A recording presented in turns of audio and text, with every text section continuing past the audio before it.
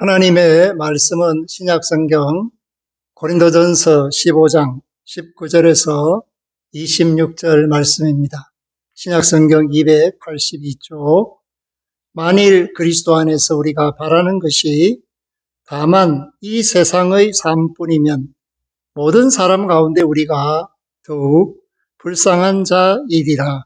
그러나 이제 그리스도께서 죽은 자 가운데서 다시 살아나사 잠자는 자들의 첫 열매가 되셨도다. 사망이 한 사람으로 말미암았으니 죽은 자의 부활도 한 사람으로 말미암는도다. 아담 안에서 모든 사람이 죽은 것 같이 그리스도 안에서 모든 사람이 삶을 얻으리라.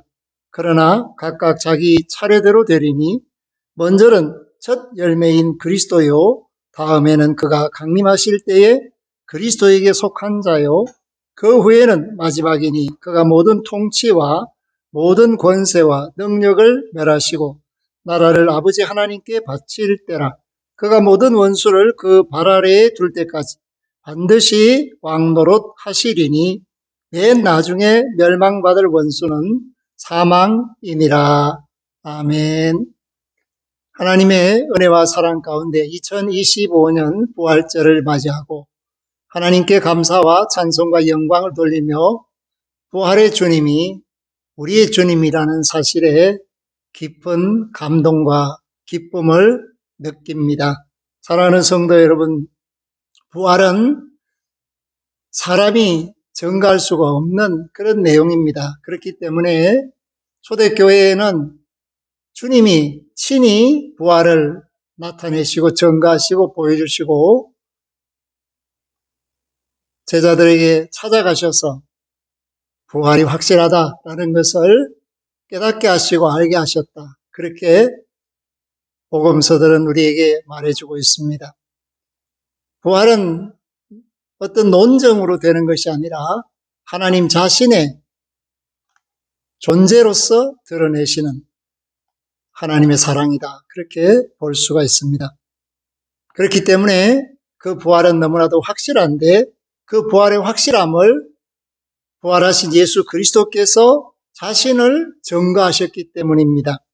그분의 현현과 부활, 그것은 율법 시대를 끝내고 은혜의 시대를 시작했다라는 것을 말하고, 만약에 예수님이 부활하지 않았다면 예수님의 가르침은 헛되게 되고 다시 사람들은 율법으로 회귀하게 되는 그런 일이 벌어졌을 것인데, 예수님의 부활이 너무나도 분명했기 때문에 은혜의 시대로 나아가는, 그리하여 생명과 부활이 연결되어 있다라는 것을 깨닫고 알게 하셨습니다.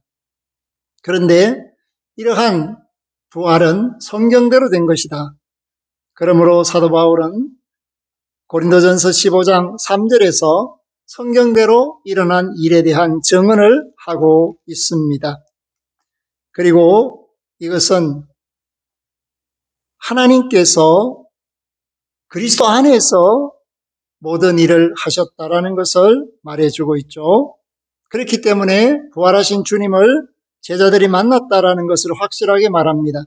게바 12제자 500여 형제, 야고보, 모든 사도, 그리고 맨 나중에 만삭되지 못하여 난 자 같은 바울 자신에게도 예수님이 나타나셨다라는 것을 말해주고 있습니다.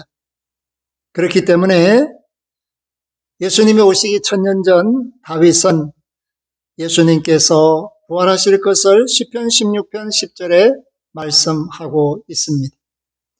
하나님이 말씀을 통하여 예언하신 모든 것을 이루어 가시는, 이것이 바로 역사이며 이러한 역사를 저와 여러분들이 살고 있다라는 것입니다. 그래서 바울은 그리스도 안에라는 이 말을 키워드로 하나님의 말씀을 푸는 열쇠로 사용하였습니다. 그렇기 때문에 오늘 19절에 보면 만일 그리스도 안에서 우리가 바라는 것이 다만 이 세상의 삶뿐이면 모든 사람 가운데 우리가 더욱 불쌍한 자이리라. 그리스도 안에 있는데 우리의 삶이 이 세상을 지향한다? 그렇다면 그것은 이 세상 사람과 다를 바가 전혀 없다라는 것을 말하기 때문에 그런 믿음은 헛된 믿음이다라는 것을 말해주고 있습니다. 그렇기 때문에 예수님의 부활이 우리에게 가져온 것이 뭐냐?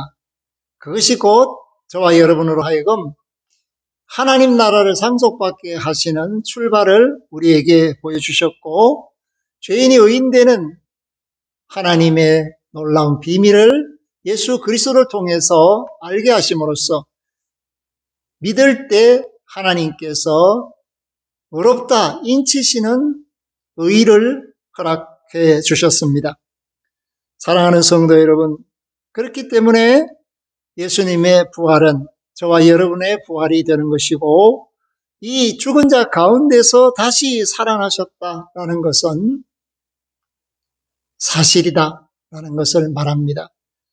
그래서 하나님의 은총이 예수 그리스도 안에서 우리에게 주어진 것은 마치 세상 죄를 지고 가는 하나님의 어린 양이 도수장에 끌려가는 양같이 잠잠하여 그 십자가의 길을 묵묵히 가시고 말씀대로 장사 지낸 바 된 그 상황 속에서 무덤이 열리고 부활하신 주님이 나타났을 때 예수님의 부활을 기다리는 사람들은 별로 없었습니다. 그러나 여인들은 예수님이 부활할 것을 믿고 기대하여 향품을 가지고 무덤으로 간 것이 아니라 한 번이라도 더 얼굴을 뵙고 그 시신을 아름답게 꾸미기 위해서 갔지만, 그런 여인들이 예수님의 증인이 됩니다. 부활의 증인이 됩니다. 막달라 마리아 같은 여인은 예수님을 동산지기로 알았다. 그렇게 성경은 말해주고 있습니다. 그런데 예수님이 잠자는 자의 첫 열매가 되셨죠. 죽은 자 가운데서 다시 살아나셨죠. 그렇기 때문에 사망이 물러가게 된 것입니다. 사망은 첫사람 아담 때문에 주어진 것이지만 부활은 그리스도로 말미암아 주어졌습니다. 그렇기 때문에 21절에 보면 사망이 한 사람으로 말미암았으니 죽은 자의 부활도 한 사람으로 말미암는도다. 아멘. 아담 때문에 일어난 사망이 그리스도를 통하여 믿는 자에게 주어지는 선물을 말해주고 있습니다. 그래서 아담 안에 있는가, 그리스도 안에 있는가, 이것이 문제입니다. 아담 안에 있는 사람들은 여전히 죄인이며 죽을 수밖에 없다. 죽음 속에서 산다. 그렇게 볼 수가 있지만 그리스도 안에 있는 사람은 이제 생명 가운데서 영원히 산다. 이것을 허락받은 사람이 됩니다. 그러므로 22절에 아담 안에서 모든 사람이 죽은 것 같이 그리스도 안에서 모든 사람이 삶을 얻으리라. 죽음과 삶, 이것은 모든 사람에게 기회이며 문제 해결의 방법이며 동시에 실패와 성공의 갈림길에 서 있다라는 것을 말합니다. 왜냐하면 믿지 않는 사람들은 우리가 부활과 무슨 상관이 있나 이렇게 생각하기 쉽습니다. 그러나 부활은 믿는 자에게도 믿지 않는 자에게도 주어지는 것인데, 그 죽음 가운데서 예수 그리스도 안에 있는 사람은 생명의 부활로 예수 그리스도 안에 있지 않고 여전히 아담 안에 있는 사람은 심판의 부활로 나타나기 때문입니다. 그러므로 죄인이 의인될 수 있는 유일한 방법은, 사망에서 생명으로 옮겨갈 수 있는 유일한 방법은 예수 그리스도 안에 있을 때만 가능합니다. 율법 외에 하나님의 한 의가 나타났습니다. 그리하여 예수 그리스도는 믿는 자를 구속하십니다. 그것이 바로 우리 몸의 구속임을 말해주고 있습니다. 사랑하는 성도 여러분, 오늘 저와 여러분들이 하나님의 은혜 받은 사람이라면 그리스도 안에서 살아야 하고, 그리스도 안에서 산다라는 것은 부활에 참여하게 된다라는 것을 말씀하고 있습니다. 그렇기 때문에 23절에 각각 자기 차례대로 부활에 참여하게 된다라는 것을 말씀해 주고 있는데, 먼저는 첫 열매인 그리스도, 다음에 그가 강림하실 때에 그리스도에게 속한 자다, 그리고 마지막이 있다, 그렇게 말씀을 주고 있습니다.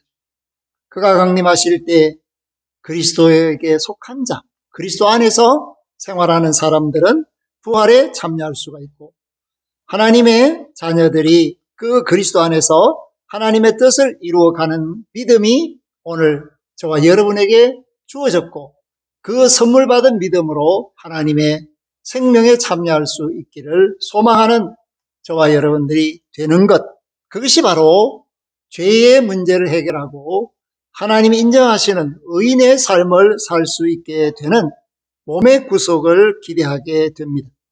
베드로전서 1장 3절에서 우리를 거듭나게 하사 산 소망이 있게 하시며 그렇게 말합니다. 육의 몸이 있고 신령한 몸이 있습니다.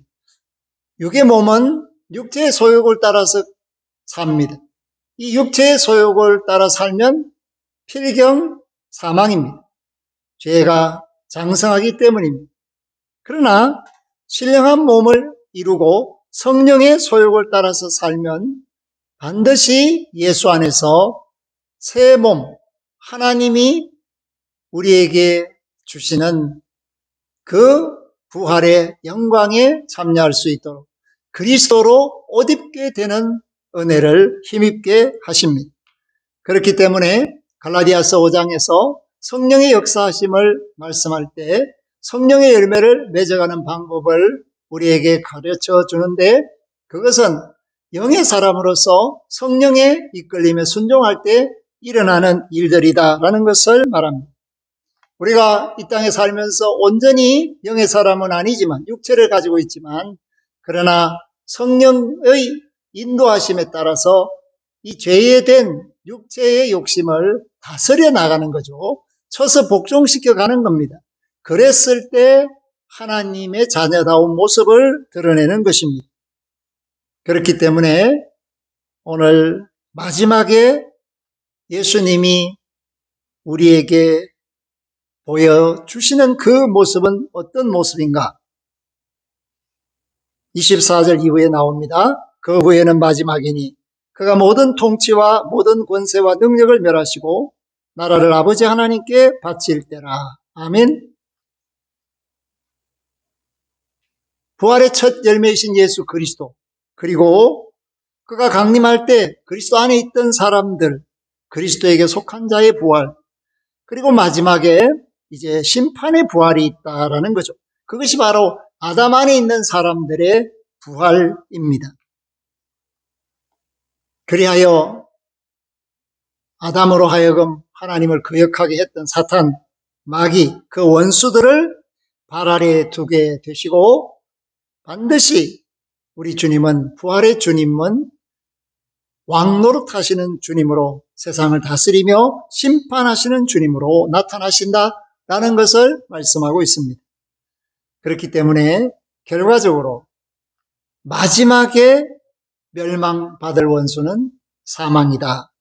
이 사망은 사탄으로 말미암아 왔기 때문에 사탄이 완전히 멸함을 받았을 때 사망도 없어지게 되고, 곡하는 것이나 목마른 것이나 줄인 모든 것들에서 자유를 얻는 신령한 사람들, 하나님의 영광에 참여하는 사람들이 하나님 나라에서 영생 복락을 누리게 될 것을 말씀하고 있습니다. 사랑하는 성도 여러분, 오늘 이 땅에 많은 사람들이 믿음의 사람들을 미혹시켜서 넘어지게 합니다. 믿음의 주에 온전케 하시는 이 예수를 떠나게 합니다. 그러므로 우리가 세속에 물들지 않아야 하고 부활의 증인으로서 주님 자신이 일하셨다는 것을 기억해야 합니다.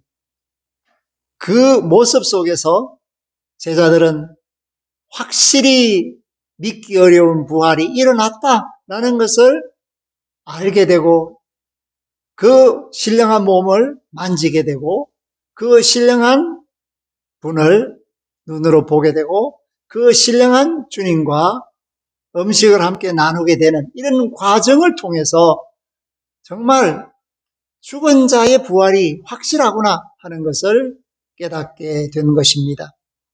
그러므로 예수님의 부활은 제자들을 일으켜 세우는 부활이시고, 믿음을 새롭게 하시는 부활이시고, 오늘 이 시대를 사는 모든 이들이 말씀이 확실히 살아있다라는 것을 깨닫게 하시는 부활입니다.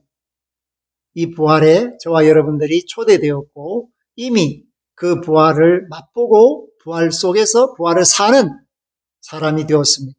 이 큰 기쁨을 가지고 하나님의 영광을 드러내는 세상의 소금과 빛으로 부활 생명을 나누고 전하는 믿음의 사람으로 온전히 쓰임받고 살기를 주의 이름으로 부탁하며 축복합니다. 아멘. 하나님 감사합니다. 부활의 큰 기쁨은 사람들이 교묘한 말로 전해준 것이 아니라 믿을 수 없는 사람들에게, 믿을 수 없는 제자들에게 예수님이 친히 나타나셔서 그 못자국에, 그 옆구리에, 그 찔린 발에 그 상처를 보게 하십니다. 심지어 도마에게는 옆구리에 손을 넣어보라고 말씀을 주고 있습니다. 하나님의 사랑의 어떠함을 드러낸 것은 사람이 아니라 하나님 자신입니다. 부활로 말미암아 예수님은 하나님의 영광을 드러내는 하나님이셨다. 그리고 세상 죄를 지고 가고 그 문제를 해결하신 하나님이셨다.